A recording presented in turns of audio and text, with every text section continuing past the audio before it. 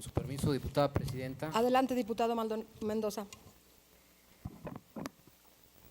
Hay una palabra que ya se está generalizando en el uso de los mexicanos y está asociada a esa frase que también frecuentemente utiliza nuestro presidente de la República en sus famosas mañaneras, la frase de me canso ganso.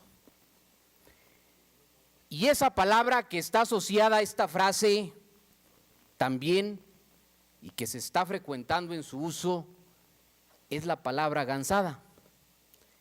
Cuando se cometen dislates verbales, cuando se fundamenta al vapor o cuando a veces se mencionan cifras que no están corroboradas, se está diciendo no cometas una gansada.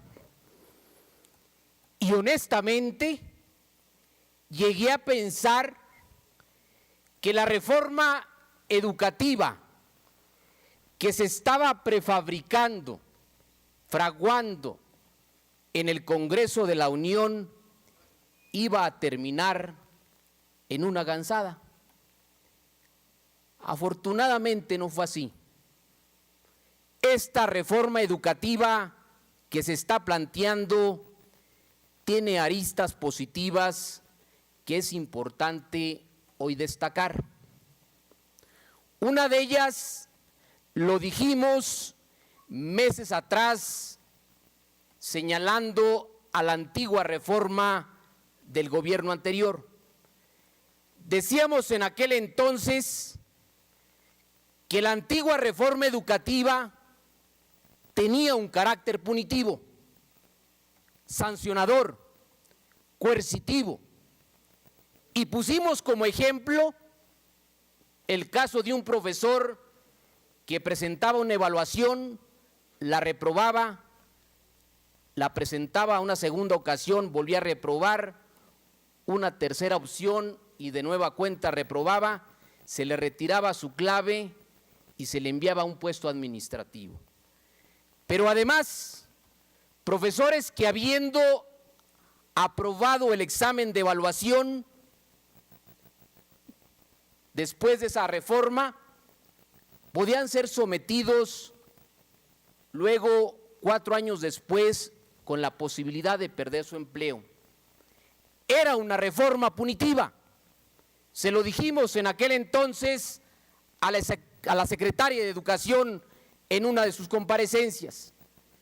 Pero también le dijimos que era una reforma antipedagógica, porque los profesores estaban más preocupados y ocupados en la memorización mecánica de conceptos y de cómo aprobar un examen de evaluación, más que enfocarse a los procesos de enseñanza-aprendizaje en el aula. Afortunadamente, esta parte punitiva y antipedagógica ha quedado en el olvido con esta reforma educativa. Pero también hay que decirlo, y decirlo con claridad: si no se aprende de los errores del pasado, si deben continuar seguramente estas evaluaciones y estas capacitaciones y no se atiende con criterios diferenciados a las regiones del país, sobre todo a las regiones rurales y más marginadas, esta reforma también es previsible, puede ir al fracaso. Yo le cuestionaba a la secretaria de Educación también en aquel entonces el tipo de capacitaciones que se daban aquí en Zacatecas. Capacitaciones de neurolingüística, de gimnasia cerebral, de caminos a la felicidad. No, lo que requiere el docente de este país son capacitaciones para mejorar sus procesos de enseñanza-aprendizaje en el aula.